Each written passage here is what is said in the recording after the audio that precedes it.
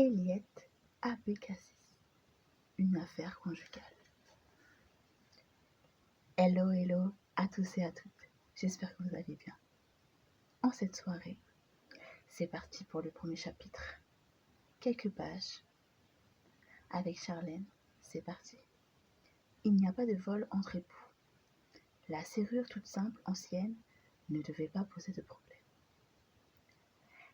Elle avait été lubrifiée, autant pour moi, sans doute pour pouvoir être fermée à clé facilement. Avec un rayon de roue, pris sur un vieux vélo, je fais rebondir le crochet, en appliquant une pression régulière sur les goupilles. Je me concentrais sur le geste et non sur l'aventure, autant pour moi sur l'ouverture. Mes mains étaient correctement positionnées, certaines articulations immobiles, d'autres en mouvement, pendant que le majeur et l'annulaire fournissaient un point d'appui. L'index manipulait le rayon. Il fallait visualiser la serrure pour en venir à bout. À force de tâtonnements, je commençais à m'en faire une image précise. Je remarquai qu'une seule goupille bloquait l'ouverture des deux plaques. Grâce au crochet, je forçais sur la serrure en poussant sur la plaque du bas. Tout en maintenant la pression, je consultai ma montre. Il ne devait pas revenir avant 2 heures, même s'il ne m'avait jamais fait la surprise de rentrer plus tôt. Je redoutais une arrivée intempestive. Les oreilles dressées comme un chien pour entendre la porte d'entrée s'ouvrir, j'étais prête à bondir de la minute même s'il surgissait. La serrure semblait de plus en plus réceptive. Je la sentis prête, cette fois, à céder. Je tentai de rester calme. Encore un tout petit effort. Enfin, j'entendis le déclic. La porte s'ouvrit. Le bureau était dans un désordre indescriptible.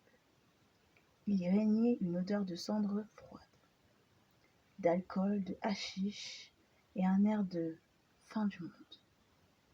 Un bric-à-brac encombrait la pièce. Ordinateur de plusieurs générations, scanner, imprimante, chaussettes, caleçons, livres, photos, séries de câbles et fils, vieux emballages.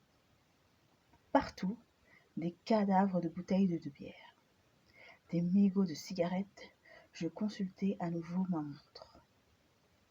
10 minutes avaient passé. Avec mon iPhone, je pris une photographie de l'ensemble de la pièce, puis d'une série de détails. J'avais préparé un sac en plastique pour collecter des pièces à conviction. À l'aide d'une spatule, j'y fis tomber les miettes de hashish qui parsemaient son bureau. Puis je m'installai sur mon siège, devant l'ordinateur. L'écran affichait la page d'accueil de son profil sur Facebook. Je me suis mis au travail, tandis que je cliquais sur la fenêtre des messages reçus. Je brochais un disque dur externe pour faire une copie de ces fichiers. L'ordinateur indique que l'opération prendrait 1h47 minutes. Je sentis mes pupilles se dilater et de nouveau la sueur sur mes paumes. J'avais à peine le temps, je me hâtais.